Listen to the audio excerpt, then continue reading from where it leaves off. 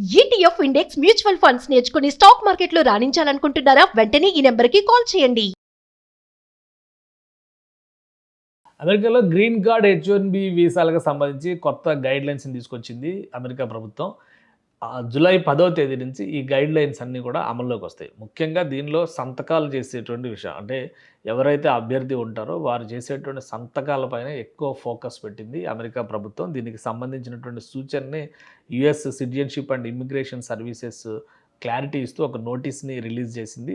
దరఖాస్తు చేయాల్సిన సంతకం విషయంలో నిబంధనలు జాగ్రత్తగా గమనించాలి, లేదా దరఖాస్తుని తిరిగి వెనక్కి పంపించేటువంటి అవకాశం ఉంటుంది. అంటే సరిదిద్దుకోకపోతే కనుక చేసినటువంటి ప్రొసీజర్ సరిగ్గా కనుక ఫాలో అవ్వకపోతే దరఖాస్తు రిజెక్ట్ చేసేటువంటి అవకాశం ఉంది. తర్వాత తప్పులు దిద్దుకుని మళ్ళీ వీసా ఫీజు చెల్లించి సమర్పించుకోవాల్సి ఉంటుందన్నమాట.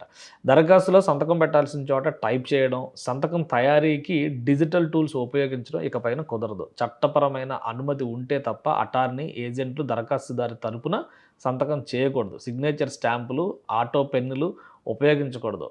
USCIS ఆథరైజ్ చేసినటువంటి సాఫ్ట్వేర్ అంటే ఈ ఇమ్మిగ్రేషన్ సర్వీసెస్ ఆథరైజ్ చేసినటువంటి సాఫ్ట్వేర్ జనరేటెడ్ సంతకాలు మినహా ఇతర ఏ సంతకాలు వాడకూడదు. ఇది ఇమిగ్రేషన్ విభాగం చెప్తున్నటువంటి మాట. దరఖాస్తుని సమర్పించే ముందర మళ్ళీ చేత్తో మాన్యువల్గా సిగ్నేచర్ చేయడం అనేది తప్పనిసరి. దరఖాస్తుని ఆన్లైన్లో సమర్పించినట్లయితే స్కాన్ చేసిన సంతకం కానీ, సంతకం ఫోటోకాపీ కానీ చెల్లుబాటు అవుతుంది. దరఖాస్తుదారు 14 ఏళ్ల లోపు అయితే కనుక తల్లిదండ్రులు లేదా గార్డియన్, లీగల్ గార్డియన్ సంతకాలు చేసేటువంటి అవకాశం ఉంది. సో గ్రీన్ కార్డుకి అప్లై చేయాలనుకున్నా కానీ H1B వీసాలకి ఇప్పుడు జూలై 10వ తేదీ తర్వాత అప్లై చేసే వాళ్ళందరూ కూడా ఈ రూల్స్ ఫాలో అవ్వాలి. మేజర్గా సిగ్నేచర్స్ పైనే ఫోకస్ పెట్టింది. ఒకరి తరపున ఒకరు చేయడం అనేటువంటి వెసులుబాటు ఉండడం వలన చాలామంది ఏజెంట్సే సంతకాలు చేసి సబ్మిట్ చేస్తున్నటువంటి కేసులు ఎదురయ్యాయి. కాబట్టి దీనిపైన సీరియస్ యాక్షన్ తీసుకోవాలని చెప్పని యుఎస్ ఇమ్మిగ్రేషన్ డిపార్ట్మెంట్ డిసైడ్ చేసింది. అందులో భాగంగానే ఈ సంస్కరణలన్నీ తీసుకొస్తుంది. అమెరికాలో గ్రీన్ కార్డ్ H1B వీసాలకు సంబంధించి కొత్త గైడ్లైన్స్ని తీసుకొచ్చింది అమెరికా ప్రభుత్వం. జూలై 10వ తేదీ నుంచి ఈ గైడ్లైన్స్ అన్నీ కూడా అమల్లోకి వస్తాయి. ముఖ్యంగా దీనిలో సంతకాలు చేసేటువంటి విషయం అంటే ఎవరైతే అభ్యర్థి ఉంటారో వారు చేసేటువంటి సంతకాలపైన ఎక్కువ ఫోకస్ పెట్టింది అమెరికా ప్రభుత్వం. దీనికి సంబంధించినటువంటి సూచనని US citizenship and immigration services clarity ఇస్తూ ఒక నోటీస్ని రిలీజ్ చేసింది. దరఖాస్తు చేయాల్సిన సంతకం విషయంలో నిబంధనలు జాగ్రత్తగా గమనించాలి, లేదా దరఖాస్తుని తిరిగి వెనక్కి పంపించేటువంటి అవకాశం ఉంటుంది. అంటే సరిదిద్దుకోకపోతే కనుక చేసినటువంటి ప్రొసీజర్ సరిగ్గా కనుక ఫాలో అవ్వకపోతే దరఖాస్తు రిజెక్ట్ చేసేటువంటి అవకాశం ఉంది. తర్వాత తప్పులు దిద్దుకుని మళ్ళీ వీసా ఫీజు చెల్లించి సమర్పించుకోవాల్సి ఉంటుందన్నమాట. దరఖాస్తులో సంతకం పెట్టాల్సిన చోట టైప్ చేయడం, సంతకం తయారీకి డిజిటల్ టూల్స్ ఉపయోగించడం ఇకపైన కుదరదు. చట్టపరమైన అనుమతి ఉంటే తప్ప అటార్నీ, ఏజెంట్లు దరఖాస్తుదారి తరపున సంతకం చేయకూడదు. సిగ్నేచర్ స్టాంపులు, ఆటో పెన్నులు ఉపయోగించకూడదు. USCIS ఆథరైజ్ చేసినటువంటి సాఫ్ట్వేర్ అంటే ఈ ఇమ్మిగ్రేషన్ సర్వీసెస్ ఆథరైజ్ చేసినటువంటి సాఫ్ట్వేర్ జనరేటెడ్ సంతకాలు మినహా ఇతర ఏ సంతకాలు వాడకూడదు. ఇది ఇమిగ్రేషన్ విభాగం చెప్తున్నటువంటి మాట. దరఖాస్తుని సమర్పించే ముందర మళ్ళీ చేత్తో మాన్యువల్గా సిగ్నేచర్ చేయడం అనేది తప్పనిసరి. దరఖాస్తుని ఆన్లైన్లో సమర్పించినట్లయితే స్కాన్ చేసిన సంతకం కానీ, సంతకం ఫోటోకాపీ కానీ చెల్లుబాటు అవుతుంది. దరఖాస్తుదారు 14 ఏళ్ల లోపు అయితే కనుక తల్లిదండ్రులు లేదా గార్డియన్, లీగల్ గార్డియన్ సంతకాలు చేసేటువంటి అవకాశం ఉంది. సో గ్రీన్ కార్డుకి అప్లై చేయాలనుకున్నా కానీ H1B వీసాలకి ఇప్పుడు జూలై 10వ తేదీ తర్వాత అప్లై చేసే వాళ్ళందరూ కూడా ఈ రూల్స్ ఫాలో అవ్వాలి. మేజర్గా సిగ్నేచర్స్ పైనే ఫోకస్ పెట్టింది. ఒకరి తరపున ఒకరు చేయడం అనేటువంటి వెసులుబాటు ఉండడం వలన చాలామంది ఏజెంట్సే సంతకాలు చేసి సబ్మిట్ చేస్తున్నటువంటి కేసులు ఎదురయ్యాయి. కాబట్టి దీనిపైన సీరియస్ యాక్షన్ తీసుకోవాలని చెప్పని యుఎస్ ఇమ్మిగ్రేషన్ డిపార్ట్మెంట్ డిసైడ్ చేసింది. అందులో భాగంగానే ఈ సంస్కరణలన్నీ తీసుకొస్తుంది. అమెరికాలో గ్రీన్ కార్డ్ H1B వీసాలకు సంబంధించి కొత్త గైడ్లైన్స్ని తీసుకొచ్చింది అమెరికా ప్రభుత్వం. జూలై 10వ తేదీ నుంచి ఈ గైడ్లైన్స్ అన్నీ కూడా అమల్లోకి వస్తాయి. ముఖ్యంగా దీనిలో సంతకాలు చేసేటువంటి విషయం అంటే ఎవరైతే అభ్యర్థి ఉంటారో వారు చేసేటువంటి సంతకాలపైన ఎక్కువ ఫోకస్ పెట్టింది అమెరికా ప్రభుత్వం. దీనికి సంబంధించినటువంటి సూచనని US citizenship and immigration services clarity ఇస్తూ ఒక నోటీస్ని రిలీజ్ చేసింది.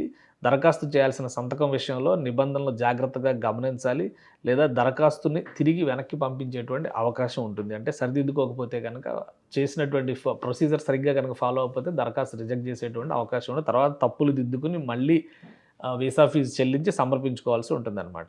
దరఖాస్తులో సంతకం పెట్టాల్సిన చోట టైప్ చేయడం, సంతకం తయారీకి డిజిటల్ టూల్స్ ఉపయోగించడం ఇకపైన కుదరదు. చట్టపరమైన అనుమతి ఉంటే తప్ప అటార్నీ, ఏజెంట్లు దరఖాస్తుదారి తరపున సంతకం చేయకూడదు. సిగ్నేచర్ స్టాంపులు, ఆటో పెన్నులు ఉపయోగించకూడదు.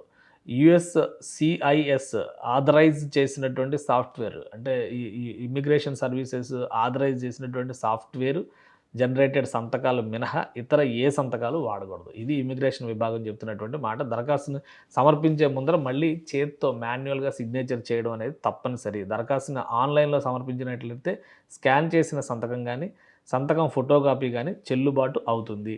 దరఖాస్తుదారు 14 ఏళ్ల లోపు అయితే కనుక తల్లిదండ్రులు లేదా గార్డియన్, లీగల్ గార్డియన్ సంతకాలు చేసేటువంటి అవకాశం ఉంది. సో గ్రీన్ కార్డుకి అప్లై చేయాలనుకున్నా కానీ H1B వీసాలకి ఇప్పుడు జూలై 10వ తేదీ తర్వాత అప్లై చేసే వాళ్ళందరూ కూడా ఈ రూల్స్ ఫాలో అవ్వాలి. మేజర్గా సిగ్నేచర్స్ పైనే ఫోకస్ పెట్టింది. ఒకరి తరపున ఒకరు చేయడం అనేటువంటి వెసులుబాటు ఉండడం వలన చాలామంది ఏజెంట్సే సంతకాలు చేసి సబ్మిట్ చేస్తున్నటువంటి కేసులు ఎదురయ్యాయి. కాబట్టి దీనిపైన సీరియస్ యాక్షన్ తీసుకోవాలని చెప్పని US ఇమ్మిగ్రేషన్ డిపార్ట్మెంట్ డిసైడ్ చేసింది. అందులో భాగంగానే ఈ సంస్కరణలన్నీ తీసుకొస్తుంది. అమెరికాలో గ్రీన్ కార్డ్ H1B వీసాలకు సంబంధించి కొత్త గైడ్లైన్స్ని తీసుకొచ్చింది అమెరికా ప్రభుత్వం. జూలై 10వ తేదీ నుంచి ఈ గైడ్లైన్స్ అన్నీ కూడా అమల్లోకి వస్తాయి. ముఖ్యంగా దీనిలో సంతకాలు చేసేటువంటి విషయం, అంటే ఎవరైతే అభ్యర్థి ఉంటారో వారు చేసేటువంటి సంతకాలపైన ఎక్కువ ఫోకస్ పెట్టింది అమెరికా ప్రభుత్వం. దీనికి సంబంధించినటువంటి సూచనని US citizenship and immigration services clarity ఇస్తూ ఒక నోటీస్ని రిలీజ్ చేసింది. దరఖాస్తు చేయాల్సిన సంతకం విషయంలో నిబంధనలు జాగ్రత్తగా గమనించాలి, లేదా దరఖాస్తుని తిరిగి వెనక్కి పంపించేటువంటి అవకాశం ఉంటుంది. అంటే సరిదిద్దుకోకపోతే కనుక, చేసినటువంటి ప్రొసీజర్ సరిగ్గా కనుక ఫాలో అవ్వకపోతే దరఖాస్తు రిజెక్ట్ చేసేటువంటి అవకాశం ఉంది. తర్వాత తప్పులు దిద్దుకుని మళ్ళీ వీసా ఫీజు చెల్లించి సమర్పించుకోవాల్సి ఉంటుందన్నమాట. దరఖాస్తులో సంతకం పెట్టాల్సిన చోట టైప్ చేయడం, సంతకం తయారీకి డిజిటల్ టూల్స్ ఉపయోగించడం ఇకపైన కుదరదు. చట్టపరమైన అనుమతి ఉంటే తప్ప అటార్నీ, ఏజెంట్లు దరఖాస్తుదారి తరపున సంతకం చేయకూడదు. సిగ్నేచర్ స్టాంపులు, ఆటో పెన్నులు ఉపయోగించకూడదు. USCIS ఆథరైజ్ చేసినటువంటి సాఫ్ట్వేర్, అంటే ఈ ఇమ్మిగ్రేషన్ సర్వీసెస్ ఆథరైజ్ చేసినటువంటి సాఫ్ట్వేర్ జనరేటెడ్ సంతకాలు మినహా ఇతర ఏ సంతకాలు వాడకూడదు. ఇది ఇమిగ్రేషన్ విభాగం చెప్తున్నటువంటి మాట. దరఖాస్తుని సమర్పించే ముందర మళ్ళీ చేత్తో మాన్యువల్గా సిగ్నేచర్ చేయడం అనేది తప్పనిసరి. దరఖాస్తుని ఆన్లైన్లో సమర్పించినట్లయితే స్కాన్ చేసిన సంతకం కానీ, సంతకం ఫోటోకాపీ కానీ చెల్లుబాటు అవుతుంది. దరఖాస్తుదారు 14 ఏళ్ల లోపు అయితే కనుక తల్లిదండ్రులు లేదా గార్డియన్, లీగల్ గార్డియన్ సంతకాలు చేసేటువంటి అవకాశం ఉంది. సో గ్రీన్ కార్డుకి అప్లై చేయాలనుకున్నా కానీ H1B వీసాలకి ఇప్పుడు జూలై 10వ తేదీ తర్వాత అప్లై చేసే వాళ్ళందరూ కూడా ఈ రూల్స్ ఫాలో అవ్వాలి. మేజర్గా సిగ్నేచర్స్ పైనే ఫోకస్ పెట్టింది. ఒకరి తరపున ఒకరు చేయడం అనేటువంటి వెసులుబాటు ఉండడం వలన చాలామంది ఏజెంట్సే సంతకాలు చేసి సబ్మిట్ చేస్తున్నటువంటి కేసులు ఎదురయ్యాయి. కాబట్టి దీనిపైన సీరియస్ యాక్షన్ తీసుకోవాలని చెప్పని US ఇమ్మిగ్రేషన్ డిపార్ట్మెంట్ డిసైడ్ చేసింది. అందులో భాగంగానే ఈ సంస్కరణలన్నీ తీసుకొస్తుంది.